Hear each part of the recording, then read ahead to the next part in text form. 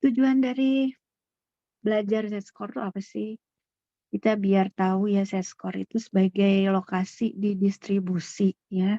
Jadi dalam distribusi, mau distribusi normal, menceng gitu ya.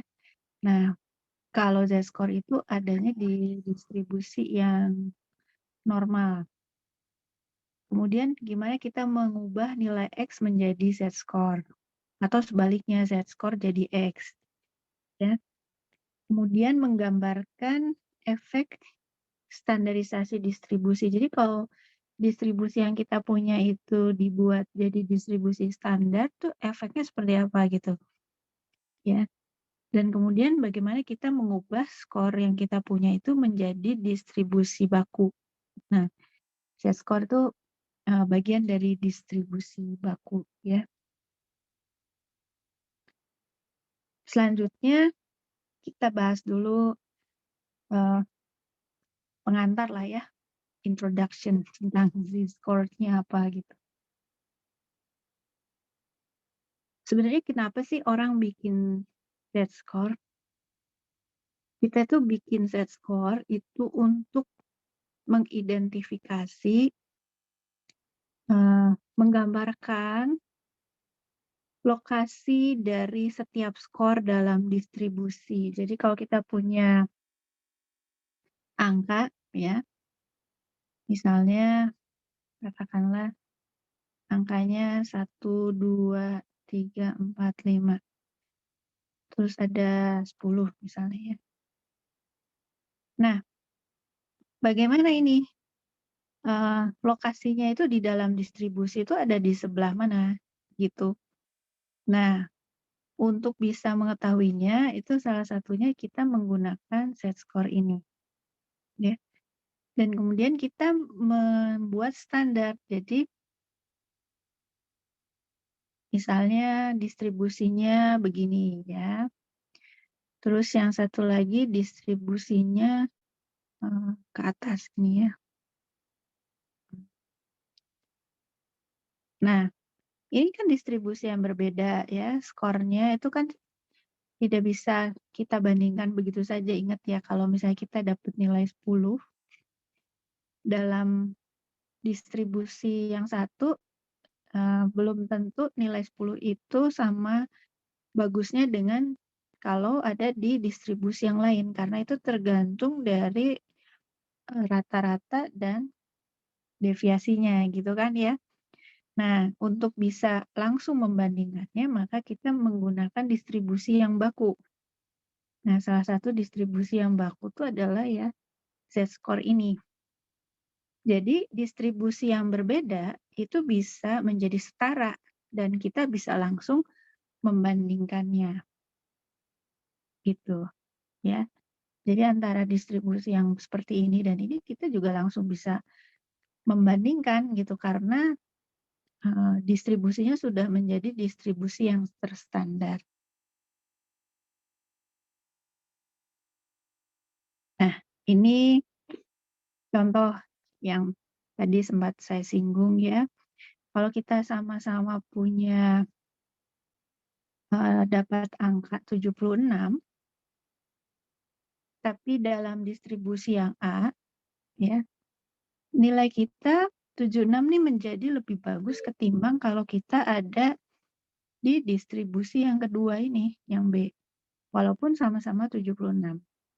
Jadi angka 76 itu tidak bisa kita bandingkan langsung dengan 76 yang ada di distribusi yang berbeda. Gitu. Ya kan? Nah, supaya bisa langsung dibandingkan, makanya kita butuh distribusi yang baku itu tadi. Ya, dengan Z-score itu.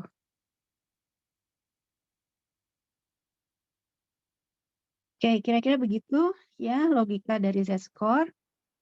Nah, sekarang Z-score dan lokasinya di dalam distribusi. Ya, karena tadi kita bicara bahwa Z-score itu adalah membakukan distribusi, ya, maka kita bicara juga lokasinya di dalam distribusi. Lokasi yang digambarkan oleh Z-score itu adalah lokasi yang terstandar ya, jadi tepat digambarkannya itu tepat. Jadi Tidak seperti yang tadi 76 tuh bisa ada di kanan, bisa ada di tengah gitu, tapi kalau Z-score tuh dia akan di situ terus gitu. Nah, standar ya lokasinya. Nah, tanda ya, ada tanda yang menunjukkan bahwa skor itu ada di atas atau di bawah rata-rata. Kalau di atas rata-rata maka tandanya adalah positif. Kalau di bawah rata-rata maka tandanya adalah negatif. Jadi kalau Z-score-nya positif itu kita bisa ketahui bahwa eh, lokasinya itu di sisi kanan di sisi kanan rata-rata ya. Jadi yang di sebelah kanan ini Z-score-nya nilainya positif, yang di sebelah kiri itu Z-score-nya nilainya negatif gitu ya. Ini batasnya adalah rata-rata gitu. Nah, angka Z-score itu menunjukkan jarak antara skor dengan rata-rata. Jadi kalau di sini ada satu Z-score, nggak kelihatan nih tulisannya, ganti ya warnanya.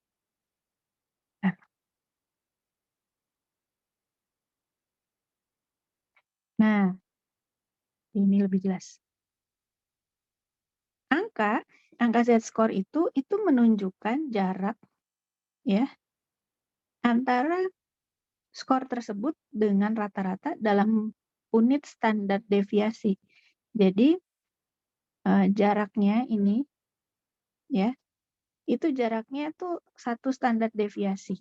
Jadi kalau satu Z-score itu artinya lokasinya itu satu standar deviasi. Kalau dua Z-score itu artinya jaraknya ya, jarak dari rata-rata ke titik skor itu jaraknya adalah 2 standar deviasi. Gitu ya. Begitu juga sebelah kiri. Kalau di sini -1 ya, jaraknya itu 1 standar deviasi. Gitu. Tapi kalau angkanya -2 Z-score, berarti jaraknya berapa? Jaraknya berapa ini? Kalau -2 Z-score. 2, Bu. Iya, jaraknya 2 standar deviasi dari titik rata-rata ini gitu ya. Jadi kita tahu persis titiknya ini 1, 2, 3 itu menunjukkan jarak dari skor itu ke rata-rata ya dalam unit standar deviasi gitu. Nah, ini mungkin gambar yang lebih bagus ya. Jadi Z-score kalau titiknya itu ada persis di rata-rata, maka Z-score-nya pasti 0. Gimana ini? Bentar. Nah, bisa sih. Gini. Ya. Kalau skor itu adanya persis di titik rata-rata, maka Z-score-nya pasti 0. Gitu ya. Kalau skor itu ada di titik yang jaraknya 1 standar deviasi, ya dia adalah 1 Z-score. Kalau di sebelah kirinya, ya -1. Gitu. Ya. Kalau kesininya 2 kali standar deviasi, maka Z-score-nya juga +2. Gitu. Kalau kesininya 2 standar deviasi ke kiri, maka Z-score-nya juga -2. Nah, kalau dia Z-score 3 berarti lokasinya di sebelah mana? Kanan apa kiri? Kanan, Bu. Ya. Dia berapa standar deviasi? 3. Jadi kira-kira di sini ya. Gitu. Betul sekali. Jadi 3 Z-score itu berarti jaraknya dari titik rata-rata ya, itu jaraknya 3 standar deviasi. Gitu ya. Jadi itu kaitan antara Z-score dengan standar deviasi distribusi. Jadi dia menunjukkan lokasinya tuh persisnya di mana dan itu baku.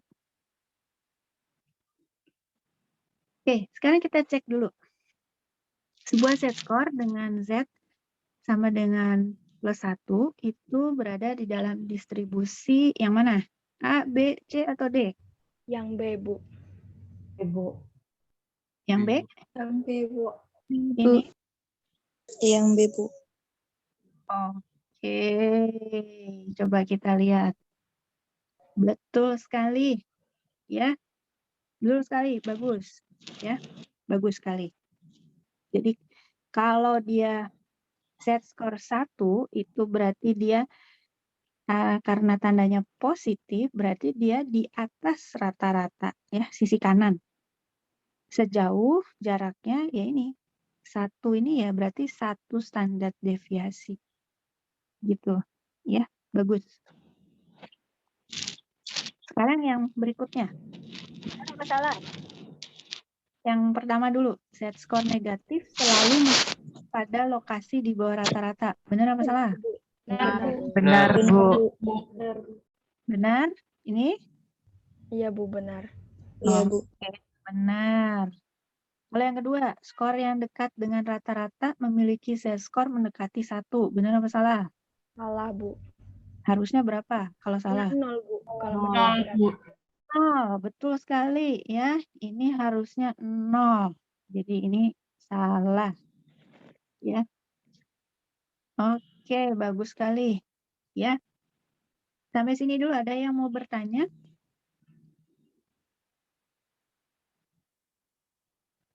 Kalau ada yang mau bertanya jangan sungkan ya. Kalau malu ngomong tulis aja. Oke, kalau belum ada, lanjut ya. Hubungan di antara Z, ya, X, mu, ya. Ini mungkin sebaiknya harusnya begini nih, ya. Karena ini kan, ya. Hubungannya gimana? Hubungannya yang tadi itu, kalau dituangkan dalam bentuk rumus tuh jadinya seperti ini. Ya, tapi pahami dulu konsep yang tadi. Kalau udah paham, baru kita lihat rumus ini. Ya, kan tadi kan jarak dari X ke mu kan? Nah, jarak dari X ke mu itu kan kalau dituangkan dalam rumus, jadinya begini. X kurang mu kan? Kan kalau tadi itu kan, ya makanya nggak usah terlalu dipikirin rumus tuh. Ini pakai logika aja. Ini kan mu kan? Tadi kan jarak kalau nah gini kan, jarak dari X, ini kan X ke mu kan. Nah ini kan kalau dituangkan dalam rumus matematika jadikan X kurang mu gitu. Nah kalau dia jaraknya ada di sebelah kiri, titiknya ada di sebelah kiri, tetap aja jadi X kurang mu kan, ini jaraknya, ya kan? Tapi jadinya nanti nilainya negatif. Karena X-nya kan lebih kecil daripada mu. Gitu kan. Dibagi standar deviasi. Karena ini kan per standar deviasi kan. Ini 1 standar deviasi, 2 standar deviasi, ini juga 1 standar deviasi, 2 standar 3 gitu kan ya.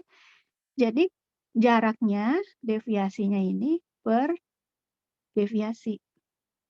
Ya, per standar deviasi. Gitu kan. Itu jadi rumusnya. Kenapa rumusnya seperti ini? Ya karena logikanya tadi seperti itu. Ya, jarak dari X-nya itu ke mu per satuan standar deviasi. Gitu. Itu adalah z-score. Nah, jadi kalau kita tahu Z-nya, kita dengan rumus yang tadi itu, ya kita tuangkan jadi begini. Kita udah tahu Z-nya, ya kita mau ubah jadi kembalikan ke X ya, tinggal diubah aja nih, dijadikan begini kan rumusnya, ini kan sama ya, cuman ini X-nya yang ditanya gitu. Ya, ini variasi dari rumus ya, nggak usah terlalu dipikirin. Oke, sekarang kita lihat halaman 138 di e-book ya. Ini ada contoh 5.4 ya. Dalam suatu populasi dengan rata-ratanya mu sama dengan 65. Sebuah skor yaitu X sama dengan 59 itu setara dengan Z sama dengan minus 2. Berapa standar deviasi dari populasi? Oke. Ini variasi dari rumus yang tadi, cuman yang inti yang ditanya standar deviasinya, gitu kan ya. Z minus 2 ini berarti kanan atau kiri? Di daerah mana? Z minus 2. Kiri, betul. Jadi kita udah tahu bahwa titiknya yang di tengah ini berapa mu-nya? 65. Kan? Terus ada skor yang jaraknya 2 standar deviasi. Ya, di sini minus 2Z. Kan? Nah, skor ini setara ya dengan kalau di angka yang distribusi yang aslinya itu 59. Gitu kan? Yang ditanya adalah berapa standar deviasi dari populasi. Nah, siapa yang bisa? Berapa standar deviasinya? 3, Bu. 3. Dari mana 3? Betul sekali 3. Kan minus 2-nya itu kan Z, itu rumusnya X dikurangi mu per standar deviasi. Berarti sama. Jadi sama aja, minus 2 sama dengan 59 dikurangi 65 per standar deviasi. Nanti pindah ruas gitu, Bu. Pokoknya hasilnya standar deviasi sama dengan 3 gitu. Benar sekali. Gini kan? Jadi nanti hasilnya standar deviasinya sama dengan 3. Ya. Betul sekali. Ya. Bisa juga kita pakai logika aja kalau ini jaraknya berapa ini? 6 kan? 6 poin kan? Dari 59 ke 65 kan 6 poin. Nah, 6 poin itu dibagi ke dalam 2 ini. Pakai logika aja. Berarti kan satu satuan ini mestinya 3 kan? Gitu kan? Ada yang mau tanya sampai sini?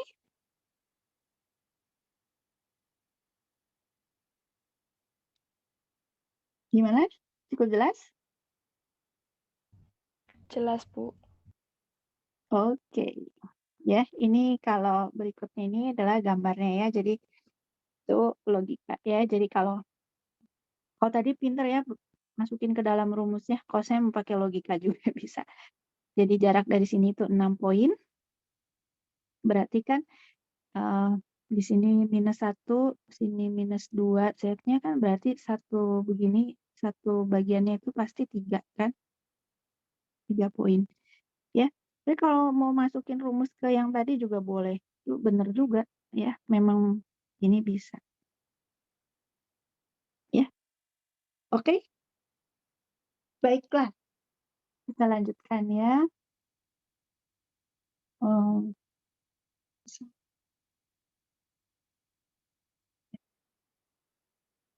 Nah, kita lanjut. Ada yang mau tanya? Ini ada pertanyaan ya? Bentar, sebelum kita ke lanjut. Di kolom chat yang bertanya, Ibu. Hubungan standar deviasi sama Z-score. Oke, ntar kalau ada pertanyaan di chat gini tolong diingetin ya, kadang di sini ribet. Oke, Bu. Ribet banget 2 device, ngeklik sana sini. Sambil ngegambar juga. Ya, hubungannya pakai gambar ini aja ya. Jadi kan kalau yang di tengahnya ini kan adalah titik mu kan rata-rata ya. Nah, kalau di titik ini, di titik rata-rata ini, Z-score-nya itu sama dengan berapa? Siapa yang ingat tadi? 0, Bu. 0. 0 kan? Z-score-nya sama dengan 0. Ya. Nah, jarak ini jaraknya, kalau jaraknya 1 standar deviasi ya titik Jadi si X ini katakanlah X1 ya. X1 itu jaraknya 1 standar deviasi dari titik rata-rata. Ya, ini jaraknya 1 standar deviasi dari titik rata-rata.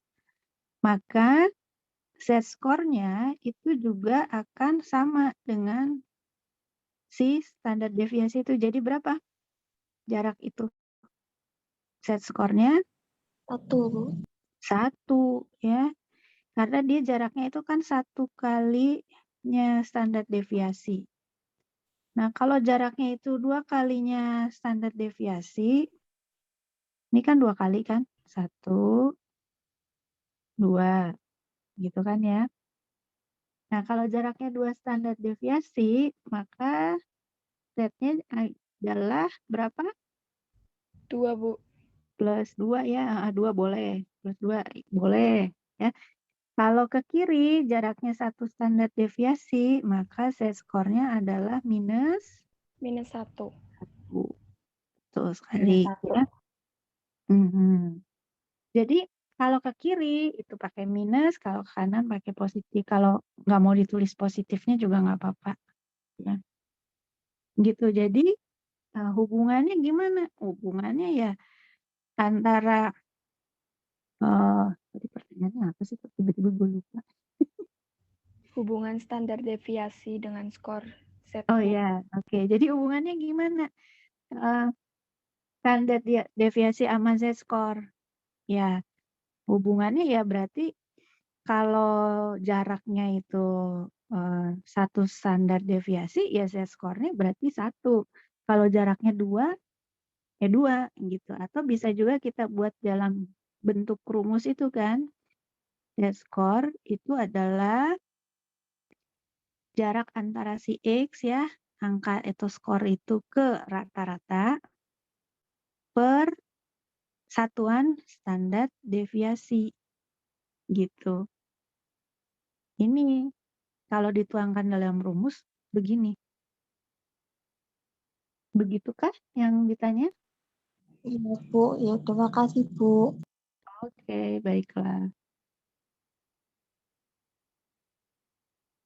Kita lanjut ya. Dengan learning check, coba kita cek. Sebuah populasi dengan mu sama dengan 50 dan deviasinya 10.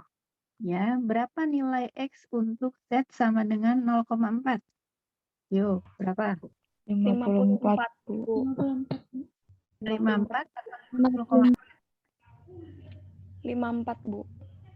54, yang C? Iya, Ini bukan A ya? bukan, Bu.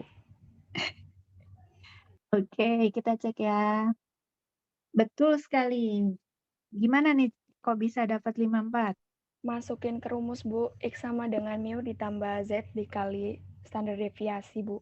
Nanti jadinya 50 ditambah 0,4 dikali 10 sama dengan 50 plus 4 sama dengan 54. Oke, X per gini ya. Per 10 sama dengan 0,4. Jadi X-nya berapa tadi? 54. Gitu kan ya? Iya, Bu. Oke, bagus. Lanjut ya. Nah, sekarang coba. Benar apa salah?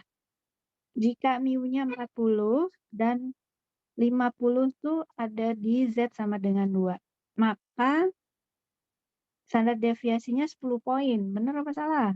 Salah, Bu. 5, Bu. Benar apa salah? Salah, Bu. Salah, Salah, Bu. harusnya berapa kalau salah? Nya 5. 5. Apanya yang 5? 5, Yang Bu. mana? Deviasinya. Standar deviasinya harusnya 5 ya. Oke, kok bisa sih dapetnya cepet sekali? Gimana tuh ceritanya? Kan Z-nya itu kan sama dengan 2 ya, Bu. Berarti kan harusnya itu standar deviasinya juga jaraknya tuh 2. Berarti kan 2 standar deviasi sama dengan 10. Berarti 1 standar deviasi harusnya 5. Nah, ya bagus. Jadi kalau ini 1, ini Z-score 2, gitu kan? Harusnya jaraknya kalau di sini 40, di sini 50, Berarti jaraknya persatuan ini harusnya 10/2 gitu kan ya. Di sini 5, di sini 5 gitu ya. Betul Iya, Bu. sekali. Ya, bagus. Sekarang yang kedua. Jika standar deviasinya 20, skor yang berada di 10 poin di atas rata-rata akan sama dengan Z sama dengan 1. Benar nggak? Salah juga, Bu. Nah, Bu. harusnya berapa? Harusnya setengah, Bu. Harusnya Z-nya 0,5. Gini ya? Iya, Bu. Oke, gimana ceritanya kok bisa dapat seperti itu? Dimasuki rumus, Bu. Oke, kamu ke rumus ya. Gimana? Z sama dengan Mhm, X dikurangi mu dibagi standar deviasi. Nah, mhm, X-nya itu kan 10, Bu. Karena di mhm, atas rata-rata, berarti rata-ratanya itu kan 0 mhm, per standar deviasinya 20. Berarti mhm. sama dengan 10/20. Ya, ya, bagus. 0,5. Ya, bagus. Ya, betul sekali. Ya, jadi dua pernyataan itu dua-duanya salah. Ya, tadi penjelasannya sudah ada. Ada yang mau tanya sampai sini? Ada yang bagian yang kurang jelas? Yang barusan itu rata-ratanya kok bisa 0 gimana, Bu? Saya kurang paham. Oh, karena kan dianya kan dikatakan skor yang berada 10 poin di atas rata-rata. Ya kan? Jadi ini diibaratkan ini X-nya. Nah, kalau ini X-nya berarti rata-ratanya berapa? Kalau dia 10 poin di atas rata-rata. Kalau satu standar deviasinya ini di sini titiknya adalah 10, berarti titik di sini berapa? 0, Bu. Oh iya Bu, paham Bu. Paham ya? Iya iya. Ya. Ada yang mau tanya lagi? Nggak usah sungkan. Mohon maaf, Bu, saya masih belum ngerti kenapa di situ 0, Bu, sedangkan yang di satunya 10, Bu. Karena ini ada dikasih tahu di sini skor yang berada 10 poin di atas rata-rata. Kalau 10 poin di atas rata-rata, ganti warna di warna dulu ya, biar nggak bosan. Nah, ini kan, tuh, ini kan di sini kan rata-rata nih yang di tengah kan, tuh kan, dia jaraknya satu standar deviasi, titik yang di satu standar deviasi itu dia kasih tahu di situ jaraknya adalah 10 poin. Berarti Ya, kalau Bu, di ya. sini, udah. Tidak mengerti, Bu. Ya, tidak fokus di kata poinnya, Bu. Ya, makasih, Bu. Oke. Ada lagi yang mau bertanya? Bu, Yes. tapi kalau misalkan yang kedua ini, kita pakai rata-ratanya kita misalin sendiri, asalkan jaraknya itu sama-sama 10, itu pasti hasilnya bakal sama juga kan, Bu? Ya kita coba aja yuk. Yuk kita coba. Ya. Misalnya mau berapa? Misal rata-ratanya 15 deh, Bu. 15. Oke. Berarti kan Terus? X itu ada di 25 kan? Mm-mm. Ya, misalnya gitu ya. Berarti kalau dihitung Yuk tuh kita hasilnya coba. akan sama kan? Coba kita coba ya. Berarti kalau kita masukkan ke dalam rumus, mau pakai rumus atau pakai logika aja? Ini kan X pakai rumus aja ya. Ini. Terus berapa jadinya? X-nya berapa? 25 Kurang? 15 Yes. Per? 20. Yes. Berapa hasilnya? Sama aja sih, Bu. 10 per Iya. 20. Berapa jadinya 0,5.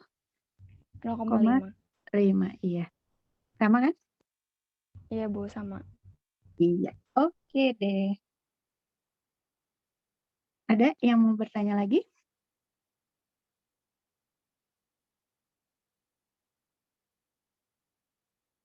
Oke, kalau belum, kita lanjut dulu ya.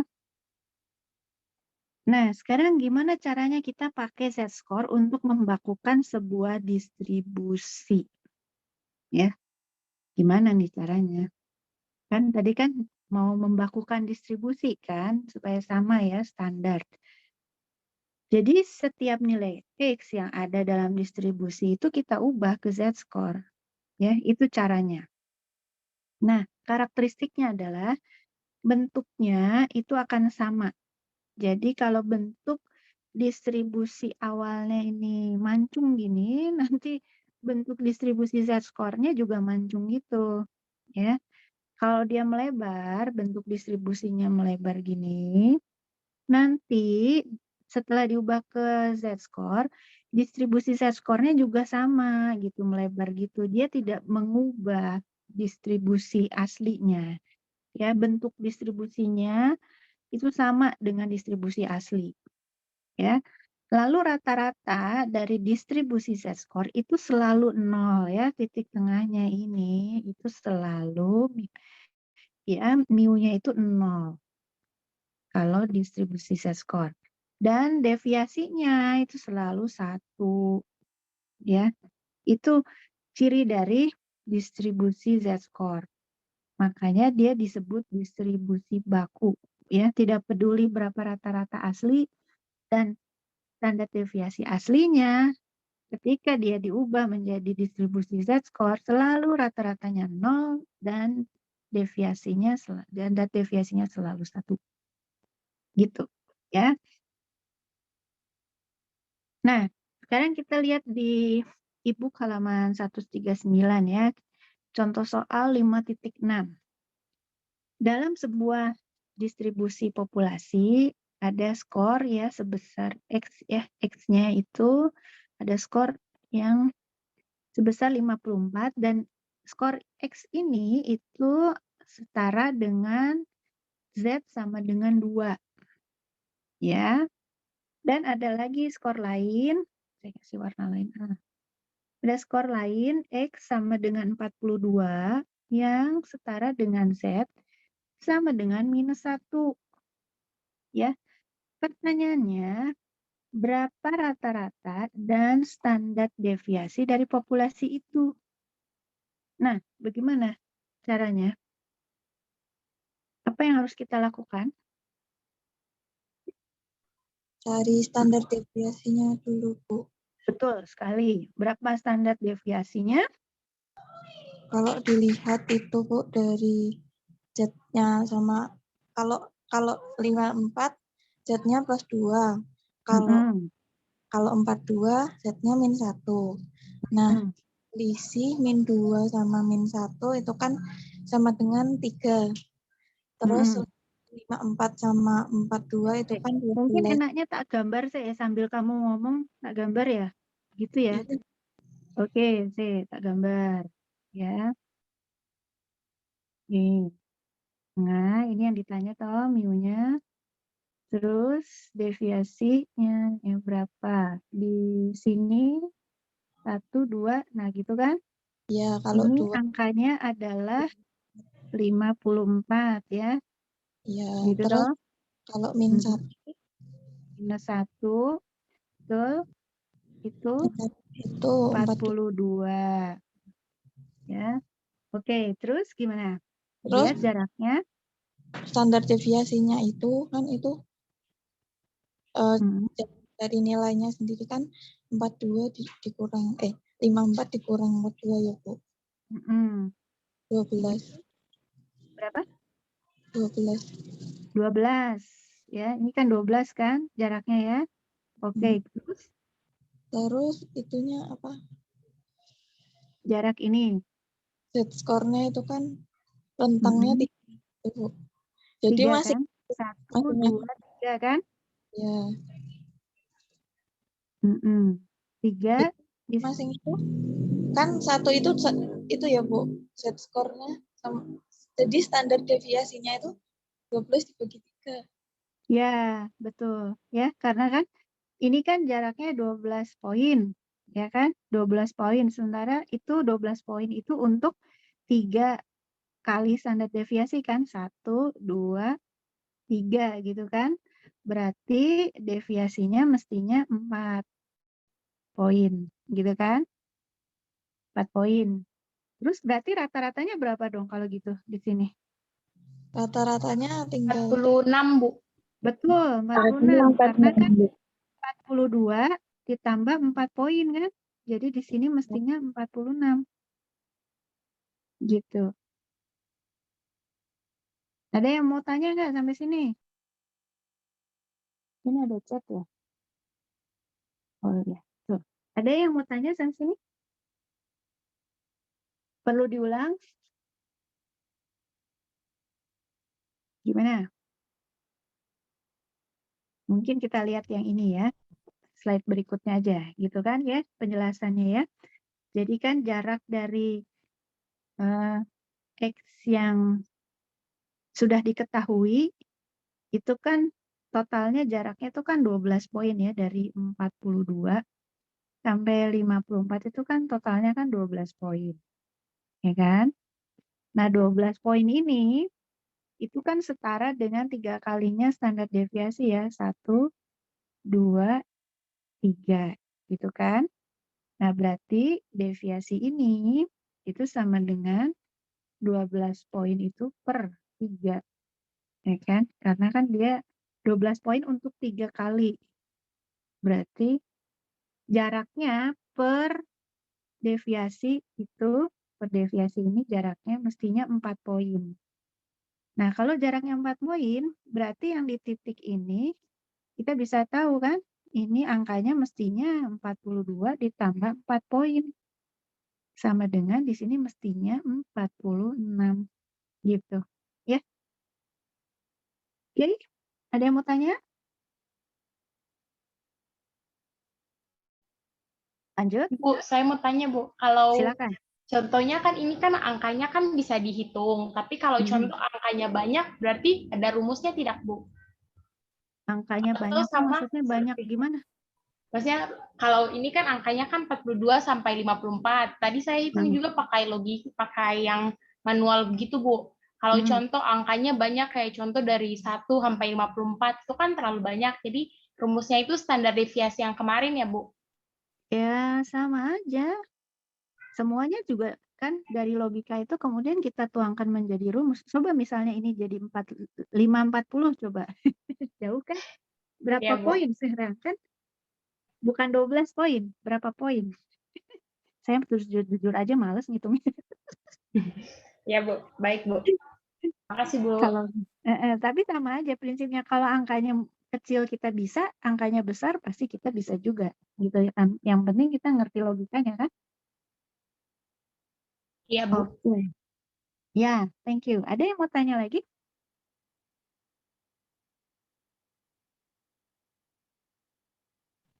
enak dibayangin ya Bu daripada pakai rumus. Kalau sekarang Memang iya. Memang iya. Saya juga lebih senang lihat begini. Rumus itu kan adalah penjabaran dari logika, ya, gitu. Tapi kalau kita nggak ngerti, rumus tuh nggak ada artinya gitu. Hanya sekedar rumus kan. Itu membuat kita sebel jadinya. Karena kita nggak ngerti ini rumus apaan sih. Oke. Ada lagi pertanyaan? Nggak ada, Bu. Oke, kalau nggak ada, kita lanjut dulu ya. Nah, bagaimana kita mengubahnya ya dari Z-score ke dari distribusi asli ke distribusi Z-score ya. Semua angka, semua X ya, semua X yang ada di dalam distribusi yang asli itu kita ubah menjadi Z-score ya, gitu. Dan ingat ya, rata-ratanya di sini selalu jadi 0. Deviasinya, standar deviasinya berapapun dia di distribusi awal, ketika dia masuk ke Z-score, standar deviasinya selalu 1. Ya, ini rangkuman dari yang omongan kita tadi.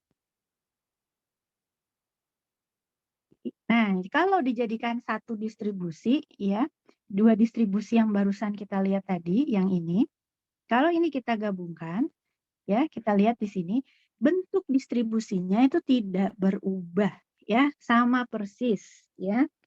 Hanya posisinya berubah angkanya ya, jadi 0, 1, 2, minus 1, minus 2, begitu ya. Gitu. Jadi ini menunjukkan bentuk distribusinya tidak ada perubahan sama sekali. Oke. Nah, kalau bentuk distribusinya dituangkan dalam bentuk grafik balok seperti ini, ya ketika dia berubah menjadi distribusi z-score juga sama, balok-balok itu tidak berubah, ya distribusi balok itu sama juga bentuknya.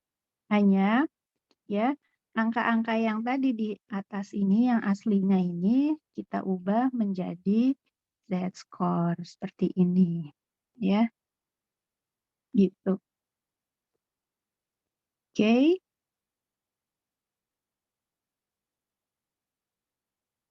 Nah, penggunaan z-score untuk membandingkan. Jadi, kalau kita sudah ubah distribusinya ke dalam distribusi z-score, maka sekarang kita bisa membandingkan antara angka z-score yang satu dengan yang lainnya. Jadi, kalau kita punya dua distribusi, ya, kalau yang kemarin itu misalnya, terus hijau nggak kelihatan. Kalau kita punya dua distribusi, misalnya yang misalnya skor kita itu 76 tadi itu ya, ulangan kita dapat skor 76 ya. Nah, 76 di distribusi yang merah dengan distribusi yang kuning itu belum tentu posisinya sama kan. Nah, tetapi ketika ini diubah menjadi z-score ya. Dan kita tahu di sini z-score-nya itu adalah misalkan 1, di sini z-score-nya adalah 2 misalnya. Nah, ini udah bisa dibandingkan ya. Berarti nilai di 76 itu lebih bagus di distribusi yang kuning ketimbang distribusi yang merah karena z-score-nya untuk 76 itu di sini 2. Sementara yang untuk merah distribusi merah z-score-nya itu 1 ya. Kita tahu karena z-score 1 dan 2 ini baku ya, maka kita tahu yang z-score 2 itu pasti sisinya lebih kanan dibandingkan z-score 1 gitu. Ya. Jadi z-score memungkinkan perbandingan skor secara langsung ya dari dua distribusi karena sudah diubah ke skala yang sama gitu. Ya. Jadi sekarang kita bisa bandingkan. Oke. Nah, selain distribusi z-score, ada nggak distribusi baku lainnya? Ada. Distribusi baku yang lainnya yang sering dipakai di psikologi itu adalah T-score dan IQ score. Ya. Bedanya apa? Bedanya kalau z-score ya, itu kan titik tengahnya 0, rata-ratanya 0. Kalau T-score rata-ratanya bukan 0, tetapi 50. Dengan demikian, berisik amat sih.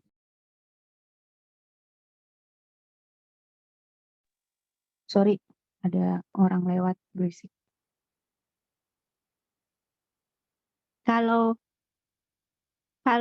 kita ganti jadi T-score, maka angka negatif yang ada di sini itu hilang.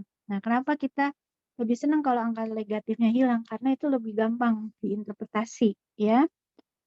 Gitu. Deviasinya bukan lagi 1, kalau T-score deviasinya itu standar deviasinya adalah 10. Jadi jaraknya kalau di sini itu z-score-nya 1 ya. Di sini minus 1, sini minus 2. Kalau T-score maka di sini bukan 1 tapi 60. Karena jaraknya kan 10 poin kan. Di sini 40, di sini 30. Gitu. Ya.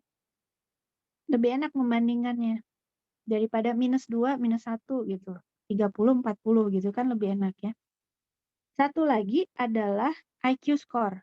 IQ score rata-ratanya itu bukan 0, tapi 100.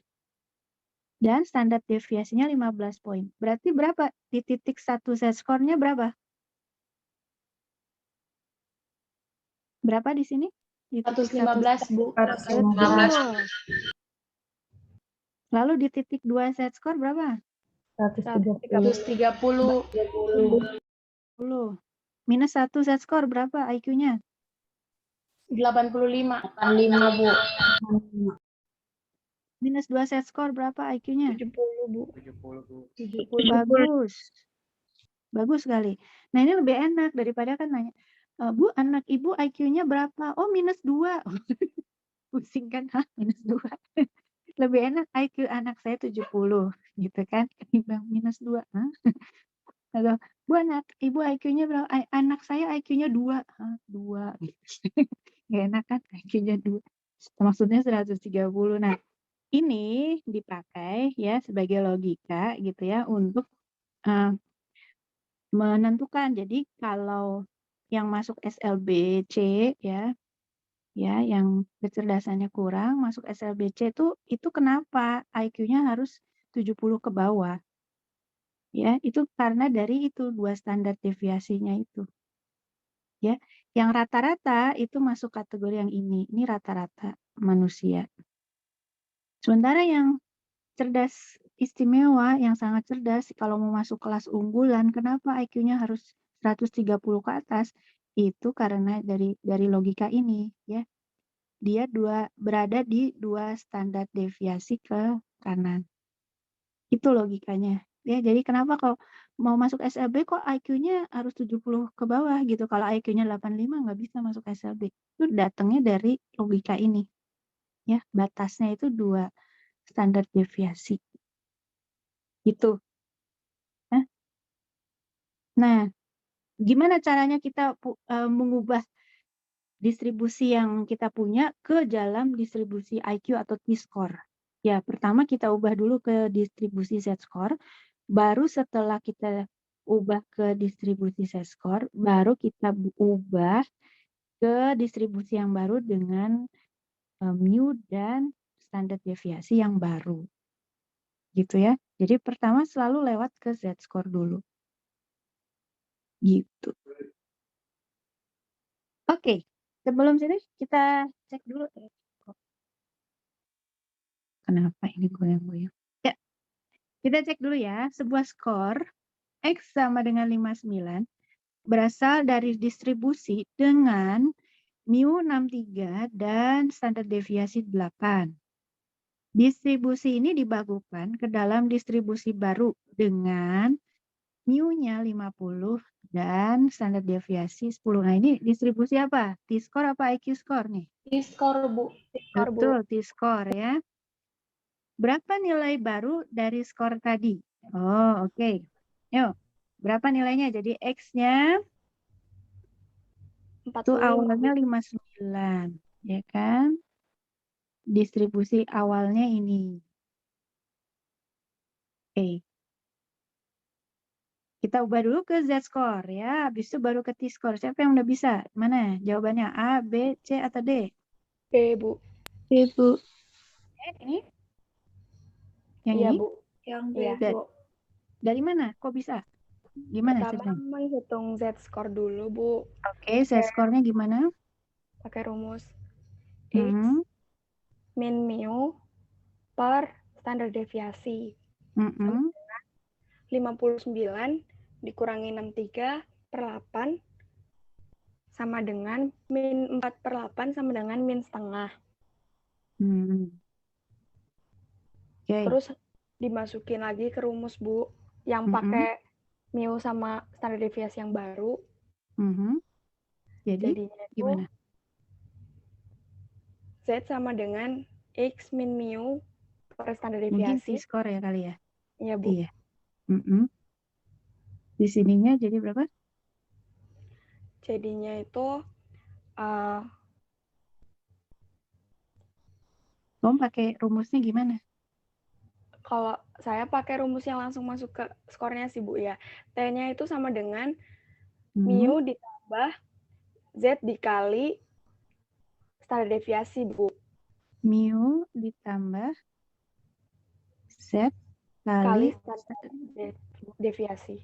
itu Iya. dapatnya dari mana? Dari yang ini juga? Modifikasi ini? Iya, modifikasi itu. Sama dengan Oke. 50 ditambah min setengah kali 10 sama dengan 50 min 5 sama dengan 45, Bu. Oke, bagus. Ya, jadi ini modifikasinya yang dimodifikasi X menjadi T ya? Iya, Bu. Oke. Ya. Oke, bagus. Bagus, logikanya bagus sekali. Ya. Ada yang mau tanya sampai sini? Bu, saya ada pertanyaan, Bu. Tapi yang tadi sih, Bu, yang membandingkan itu. Tadi Ibu bilang bahwa untuk yang dua, jaraknya 2 itu lebih bagus daripada yang 1. Nah, apakah berarti semakin ke kanan, maksudnya semakin tinggi Z-score-nya itu, maka itu lebih bagus distribusinya, Bu? Bukan distribusinya, tapi posisi skor itu. Jadi misalnya, nilaimu ya, nilai ujianmu di 2 set skor. Nilaiku di 1 set skor. Siapa yang lebih tinggi nilainya? Kamu apa aku? Aku, Bu, 2. Kok aku? Ya, aku bercanda. Pokoknya yang di 2 tadi, Bu. Bukan kamu ya? Yang lebih bagus kamu apa aku? Aku, Kok Bu, aku? sini, Kamu dong sini. harusnya. Ya udah kamu deh, Bu. Kok kamu? Benar-benar. Dua, Ya. Bu, yang bagus 2. Yang 2 kan yang lebih tinggi kan? Yang lebih bagus ya? Nah, gitu. Ngerti nggak? Oh iya, Bu. Lalu ini, Bu, saya langsung berpikir sama yang ada yang di minggu lalu, Bu. Jadi kan bisa saja ada yang 0,0 gitu kan, Bu. Dia punya itu. Jadi apakah untuk contohnya jaraknya 1 itu lebih bagus daripada 0,5, Bu? Jarak start dulu. Ini kita ngomong apa ini? Jarak 1, 0,5. Saya tiba-tiba ingat yang minggu lalu, Bu. Minggu lalu. Berarti apakah kalau jaraknya 1 lebih bagus dari 0,5? Ya, Bu. Jaraknya 1 lebih bagus. Jaraknya 1 apa? 1 Z-score apa 1 standar deviasi? Kayak contohnya 1 itu standar deviasi ya, itu, Bu. Standar deviasi lebih bagus daripada 0,5, Bu. Enggak. Kalau itu enggak gitu. Kan itu bicara ukuran penyimpangan. Ya kan? Itu dasar untuk kita masuk ke Z-score ini, ke logika Z-score. Oh iya, Bu. Baik, Bu. Sudah, saya mengerti, Bu. Oke. Good. Ada Lalu yang mau tanya lagi? Ya, lalu, Bu. Saya ada pertanyaan, Bu. Yang lalu, yang untuk di T-score, Bu. Maksudnya, itu kan tadi kan jaraknya itu kan 50, lalu deviasinya itu 10. Nah, kalau berarti apakah mungkin ada kemungkinan tidak sih, Bu, kalau sampai min, kalau contoh yang di negatifnya itu semakin jauh, kan rata-ratanya selalu dikurangi 10, 10, 10. Oh, ya. Biasanya dalam satu distribusi itu ujung paling bawahnya itu biasanya itu tidak akan lebih dari minus 5 Z-score. Gitu. Itu udah sangat ekstrim. Gini. Biasanya tuh hanya sampai di minus 3. Gitu. Itu sih. Iya, Bu, baik, Bu. Mengerti, Bu. Ya, terima kasih, Bu. Sama-sama. Ada lagi yang mau bertanya?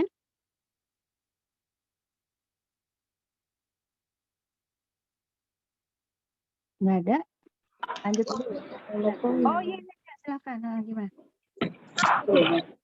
Kok paling ini minus 3? Nanda ya, 2 hari dia nggak datang. Siapa yang nanya? Aku bingung. Level Bu yang nanya Bu. Masih di rumah tuh dia. Ini yang ngomong siapa? Mute Gina itu bocor mic-nya. Oh, oke. Ya, dah. Gimana tadi pertanyaannya? Tadi Bu bilang paling banyak -3. Kenapa kok -3, Bu? Distribusi ya. Distribusi itu memang kan realita aja ya. Realita. Nih, coba ya contoh. Saya hapus dulu ya ini ya semua ya, biar nggak pusing ngeliatnya. Coba misalnya gini, IQ ya. Ih, nggak kelihatan. Nah, coba kita bicara distribusi IQ ya. IQ orang itu kan kebanyakan orang normal itu ada di 85 sampai 115. Nih ya. Sampai sini masih ngerti ya? Ini kan -1 set score, ini +1 set score. Masih ngerti ya sampai situ ya? Ya. Ya, Bu. Nah, kalau mau masuk SLB, itu tadi kan saya bilang itu IQ-nya itu 70 ke bawah. Ya. Coba. Kalau dia ada di -3 standar deviasi, IQ-nya berapa?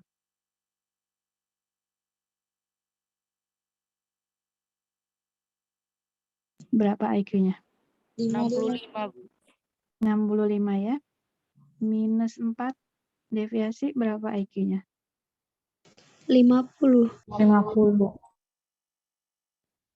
Kamu bisa bayangin nggak orang IQ-nya 50 tuh kayak apa? 70 aja udah masuk sekolah luar biasa. Ini -4 standar deviasi. Coba -5. -5 standar deviasi. Berapa IQ-nya? 35, Bu. 35, Bu. Kamu bisa bayangin nggak? Orang kayak apa IQ 35? Itu tapi salah, Bu. 70, 55, Bu. Itu 55, Oh Bu. iya, ini salah ya. Nih siapa nih yang ngitung nih? Tadi nih. Saya ulang. Berapa nih harusnya? 55. 55. Terus habis 55 berapa? Iya, Bu. 40. 40. Habis 40 berapa?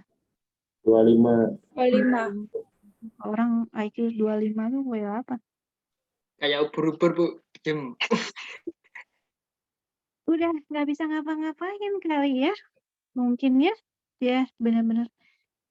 Ya, hampir bisa dikatakan kita tuh kebanyakan orang ya, kebanyakan distribusi itu memang berhentinya ya kurang lebih di sinilah gitu. Ini masih wajar lah gitu. Ya. Sama kalau yang sebelah kanannya itu kan IQ berapa di sini? IQ-nya 100 berapa nih?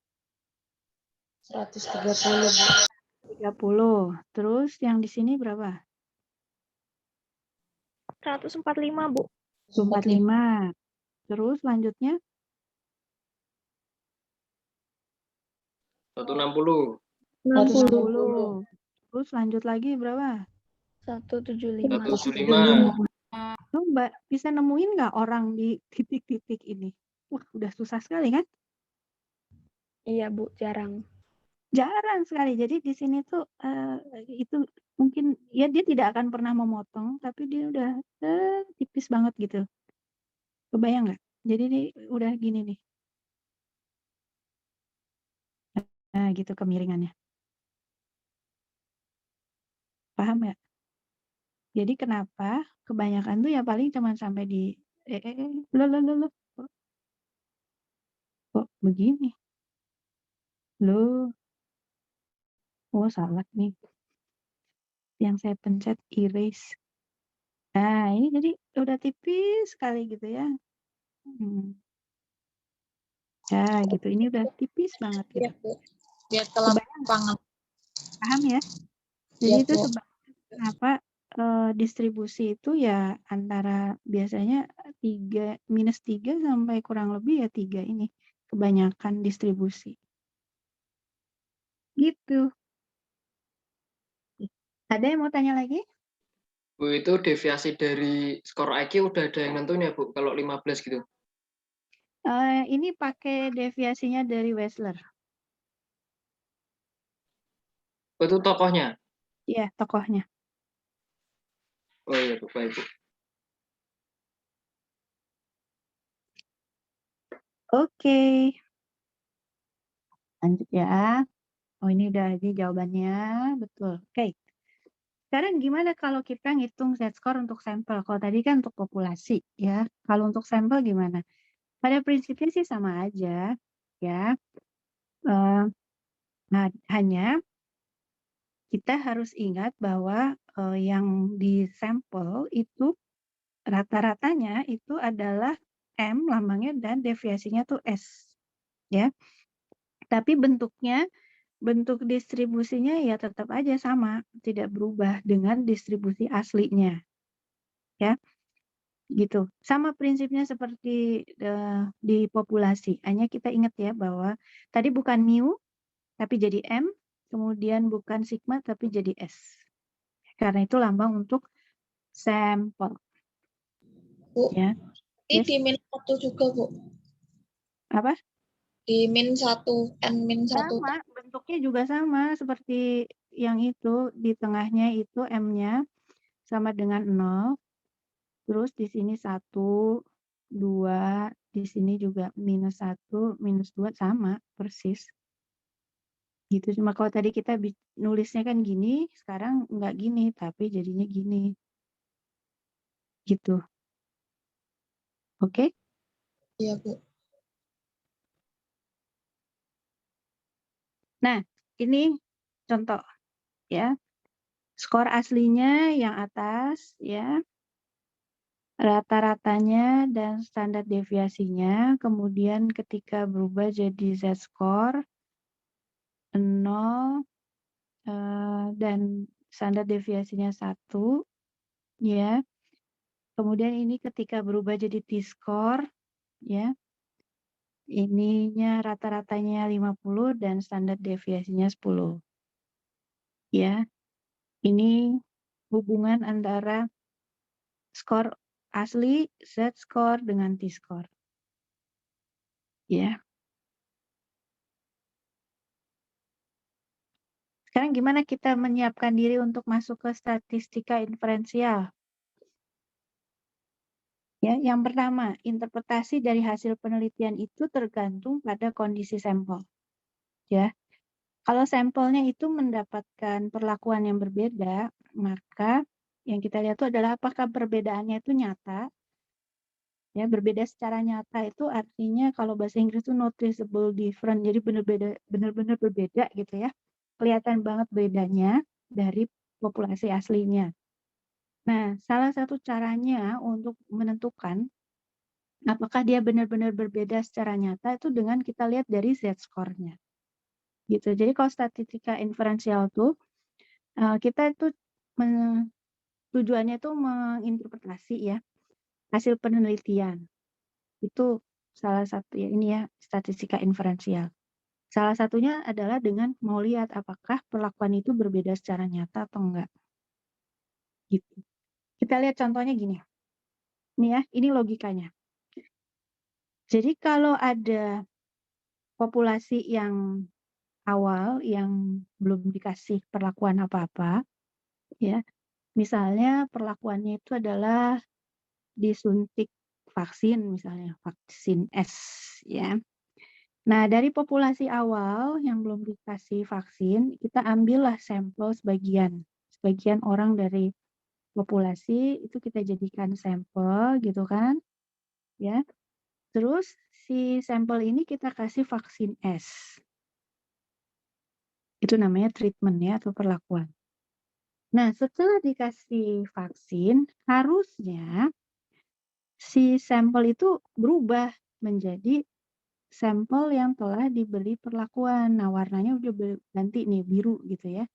Jadi beda banget gitu ya antara yang belum dapat perlakuan dan setelah dikasih perlakuan. Gitu. Harusnya ya logikanya skor di kelompok yang putih dan biru tuh logikanya tuh beda. gitu. Beda banget gitu. Itu namanya berbeda secara nyata gitu ya. Kelihatan banget bedanya. Nah, contoh. Kita lihat contohnya. Ya, kita nanti lihat halaman 152 ya. Seorang peneliti itu mau mengevaluasi efek dari hormon pertumbuhan yang baru. Ya, hormon pertumbuhan yang baru diketahui bahwa berat rata-rata dari tikus dewasa itu rata-rata 400 gram. Berat rata-ratanya. Nah, berat tikus pasti bervariasi ya. Tapi dengan distribusi yang normal, dengan standar deviasi yang sebesar 20 gram. Ya, itu adalah distribusi dari berat rata-rata tikus dewasa normal.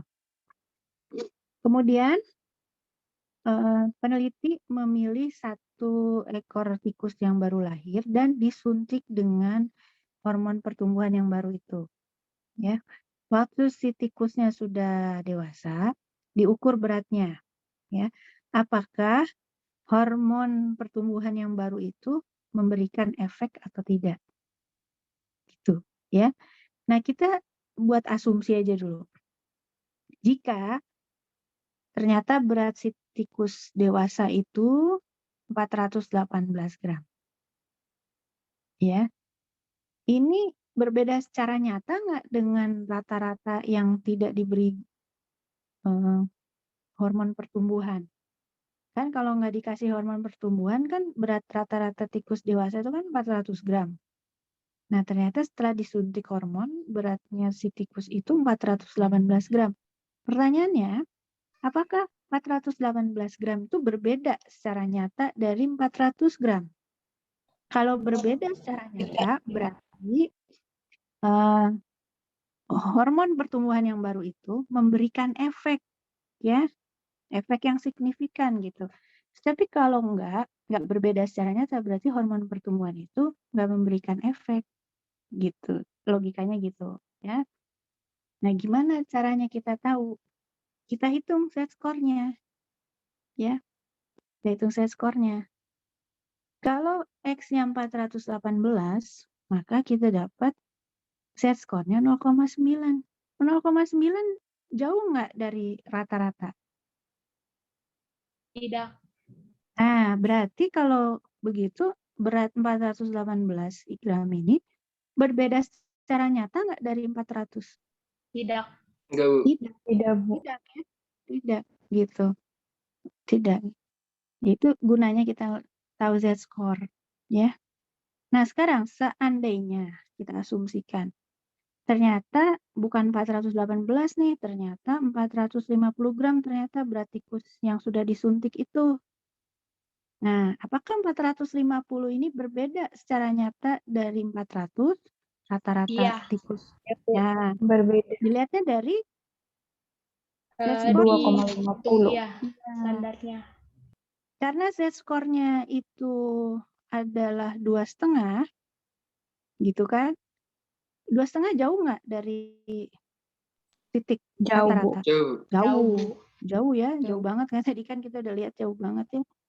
Berarti 450 gram ini berbeda secara nyata dari rata-rata tikus yang nggak dikasih hormon pertumbuhan. Ya, berarti kalau yang ini hormon pertumbuhannya memberikan efek yang signifikan pada berat badan tikus. Gitu ya. Jelas nggak? Jelas, Bu. Jelas, Ya, Bu. ada yang mau tanya sampai sini? Ibu mau tanya, kalau biar si Z-score-nya itu berbeda secara nyata sama rata-ratanya itu berarti harus Z-score-nya perbedaannya tuh harus lebih besar dari maksud saya jaraknya dari Z-score ke si rata-rata ini harus jauh ya, Bu? Iya, betul. Harus jauh. Jadi kan kita tadi udah ada informasi kan kalau kurang lebih itu satu distribusi itu berkisar dari -3 sampai 3+3 kan. Nah, jadi kita dengan informasi itu, kita pengen si Z-score ya, itu jauh dari rata-rata ya. Jadi ada di daerah yang ekstrim gitu. Kira-kira gitu. Oke? Ya, baik Bu, terima kasih. Oke. Ada pertanyaan lagi?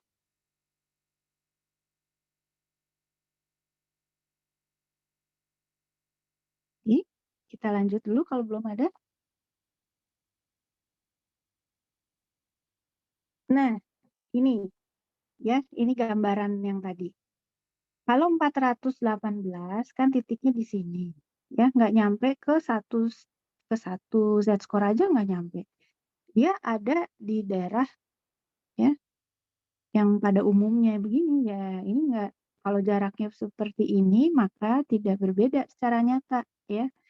Tetapi ketika dia ada di daerah yang ekstrim di sini, nah ini baru kita katakan dia berbeda secara nyata. Gitu. Ya. Oke. Ada yang mau tanya? Bu, saya izin pastikan aja Bu. Berarti kalau misalkan kita bisa tahu dia berbeda secara nyata itu dia ada di ujung yang garis biru ini kan Bu? Kalau misalkan garis dia biru, masih ya. Di sini atau kalau di sini misalkan kan? dia kalau misalkan dia masih di 2,0 itu belum bisa dibilang berbeda secara nyata gitu ya Bu?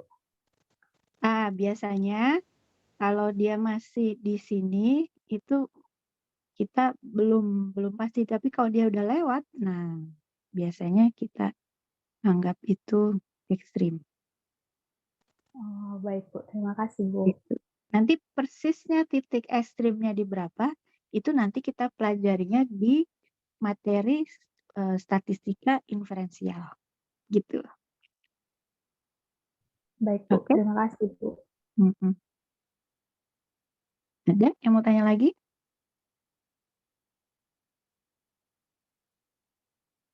Lanjut dulu ya.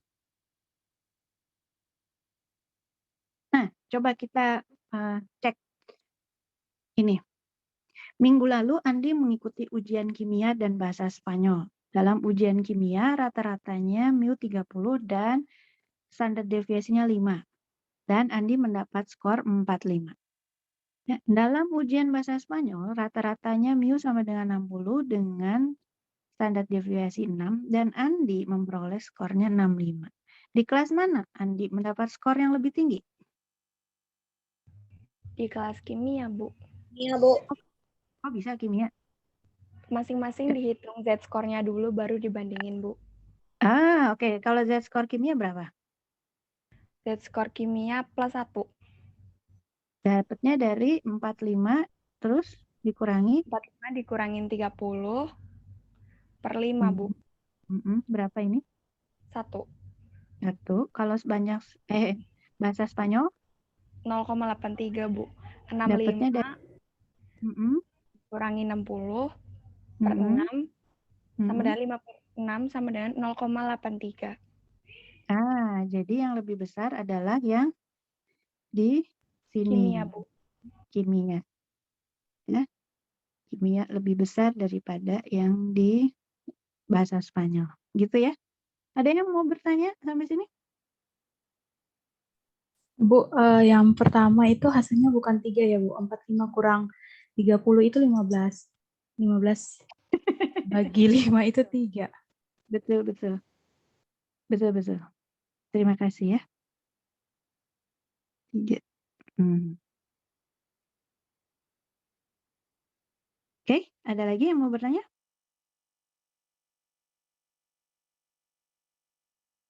Oke, kita lanjut dulu ya. Coba, benar apa salah nih? Pernyataan yang pertama, mengubah semua distribusi skor menjadi Z-scores tidak akan mengubah bentuk distribusi. Benar apa salah? Benar, Bu. Benar, Bu. Benar ya, tidak akan. Terus yang kedua, jika sebuah sampel N sama dengan 10 diubah menjadi set score, akan ada 5 set score positif dan 5 set score negatif. Benar apa salah? Salah, Bu. Salah, kenapa? Kan itu tergantung jarak skor ke rata-rata, Bu. Jadi kalau misal skornya itu melebihi rata-rata, itu kan ada di kanan nih letaknya. Z-nya itu pasti kan positif. Sedangkan sebaliknya, kalau misal skornya itu kurang dari rata-rata, itu kan posisinya di kiri. Itu nanti Z-skornya negatif. Betul sekali. Jadi contoh ya, kalau misalnya datanya seperti ini,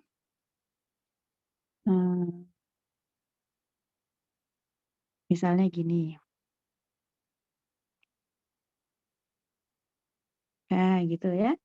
Nanti yang di sisi positif akan lebih banyak ketimbang yang di sisi negatif, kira-kira gitu, misalnya gitu ya. Nah, itu tergantung dari dia ini posisinya di dalam distribusi itu, dia ada di sebelah mana, gitu kan. Kalau dia ini ternyata ada di sebelah kiri juga, ya semuanya beda gitu ya. Jadi tergantung dari posisi awalnya, ya, gitu. Ada yang mau tanya sampai sini?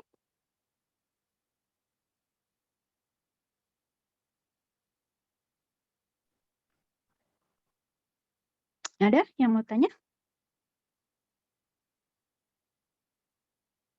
Kalau nggak ada, ya, mau ada pertanyaan? Kalau nggak ada, ya berarti kita masuk ke breakout rooms dulu ya. Kita bahas soal-soal yang ada di F-Learn. Nah, berapa orang Pak di sini? Kakak yang ada di sini saya belum jadiin